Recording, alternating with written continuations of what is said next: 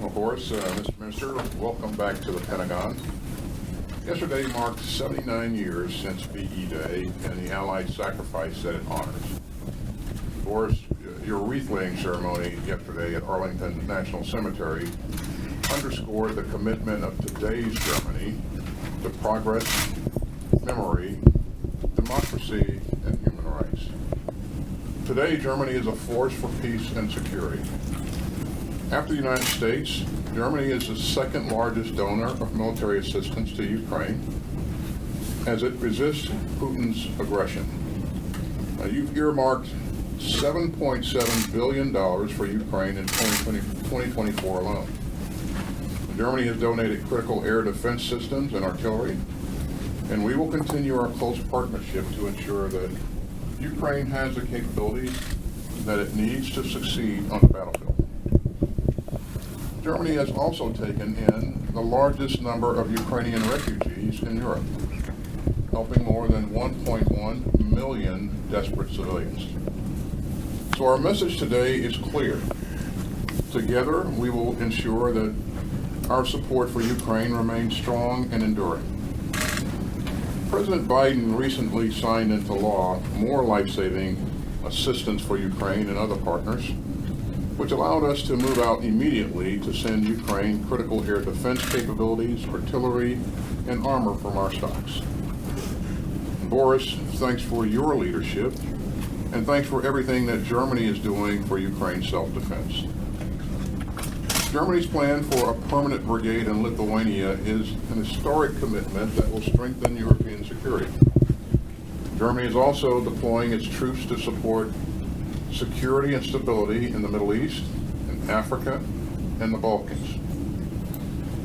And whether deterring the Kremlin's aggression or bolstering stability in the Indo-Pacific, our two proud democracies are in lockstep. We're also meeting at a significant time for NATO, which will head into the Washington summit in July stronger than ever with 32 allies. And Boris, I know how dedicated you are to keeping NATO unified, ready, and resolute. And we commend Germany for reaching our shared NATO commitment to spend at least 2% of your GDP on defense this year. Germany remains one of our strongest and most reliable allies. And I'm proud to reaffirm our alliance today and to continue working together for security and peace. Thanks again for making the trip. It's great to see you, and I look forward to a great discussion. Over to you, sir. Awesome. Thank you very much, dear friends. First of all, I would like to thank you for your really kind words of welcome and for your hospitality once more, and I'm glad to see you here again at the Pentagon. It's already my second visit. In my second visit within a year, which that underlines the close and trusting defense relationship between our two nations as well as between us two personally. Over the past year, we have worked closely together to address a variety of common challenges and strengthen the transatlantic partnership. I look forward to continuing this work in the personal conversation today and in the months to come.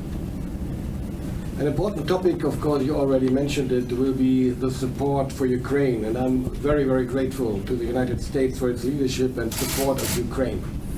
Thank you also to personally, dear Lloyd, for your relentless efforts. Ukraine is under pressure and it needs our joint support.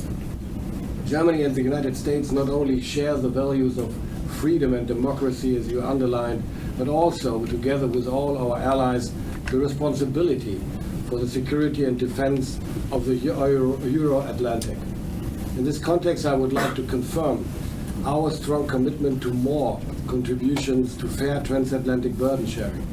We are taking on more responsibility and, together with other NATO allies, are increasing our investments in defense substantially. We have undertaken several huge steps to rebalance the burden sharing. For example, the brigade in Lithuania or the European Sky Shield Initiative. We fulfill the 2% GDP pledge in 2024 and will continue to do so. Having said this, the role of the United States for security and defense in Europe will remain decisive.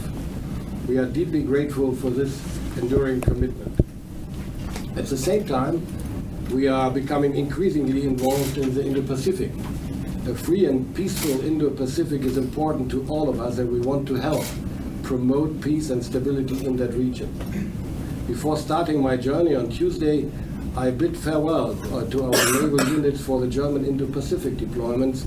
They will be in New York and on the 23rd of May, San Diego afterwards in June, and look forward to the participation in RIMPAC and a true trip around the world focusing on the Indo-Pacific region, and this is a commitment too. Germany is and remains a staunch ally of the United States. We both will continue to work closely as partners, as allies, and as friends. This is more important than ever in this world, and I'm confident that we can achieve much together. I'm looking forward to today's conversation and our future cooperation. Thanks a lot. Minister, welcome again. And thanks, everybody. Thank you. Thank you, press, we're leaving now. Thank you, press, we're leaving. Mr. Minister, should Thank you, press. go to off on? Thank you, press, we're leaving now. Thank you so much. Thank you.